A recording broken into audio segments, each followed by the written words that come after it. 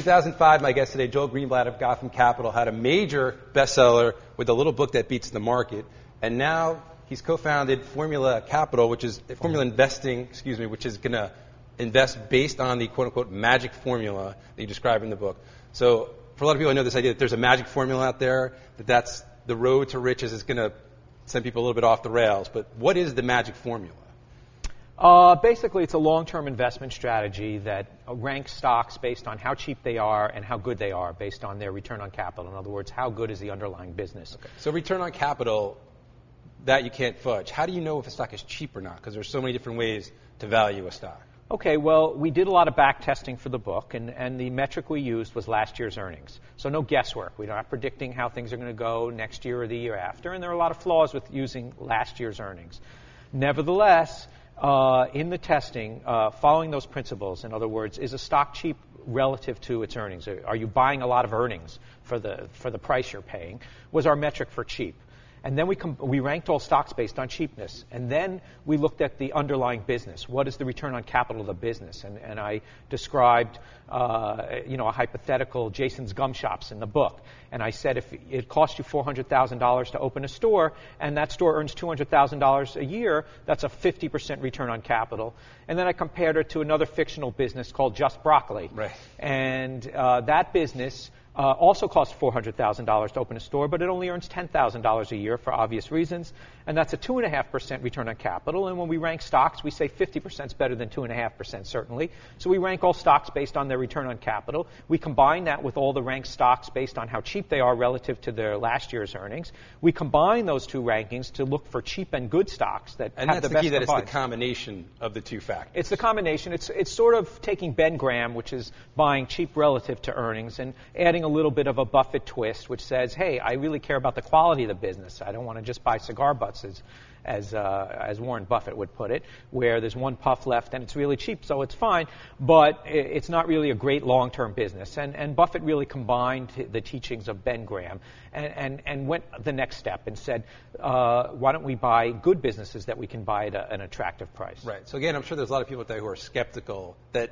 anything that's a magic formula or any sort of simple, quote-unquote, way to beat the market can work. But the back testing, the last 10 years, the magic formula is up about 290% in a period when the S&P has been flat to down slightly, and people are talking about it's the end of buy and hold, and stocks for the long run was a myth.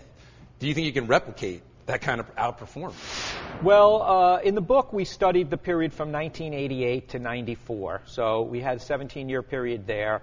And then so we just updated it for the last 10 years. So there's 5 new years in there. And during those 5 years after I wrote the book and sort of gave away the secret, the magic formula stocks chosen, by the method that we're going to use at Formula Investing, were up 73% during a period where the market was only up 5%. So I didn't ruin anything, and I'll explain why.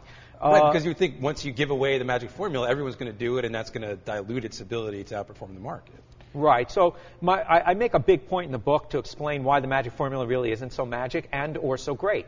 Just for example, the last 10 years where we just completed the study through September 30, if you had followed the formula, you would have almost quadrupled your money during a period where the market was down 2%. So that's pretty extraordinary. And if I had told you the market wasn't going up for 10 years ago, that wouldn't be going up for the last 10 years, you probably wouldn't have invested in the market. But in this case, you would have missed out if you were following a strategy that systematically bought cheap and good stocks. You could have still quadrupled your money during that tough period. So why doesn't everybody do it if it's so simple and successful? That's a great question, and the answer I give is simple, that even during that extraordinary 10-year period where you almost quadrupled your money during a tough period, there was practically a 3-year period and a non-overlapping more than 1-year period. So over 4 years in which you trailed the market, and sometimes significantly during that period, so that that was a great period.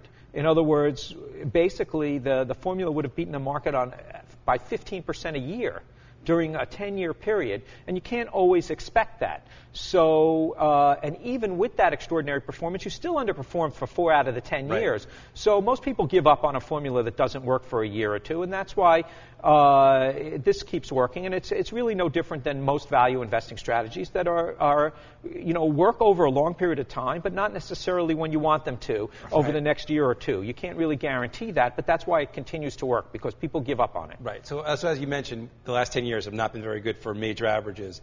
Is this a bear market formula? I mean, is it going to do well if the stock market does keep rallying for the next 10 years?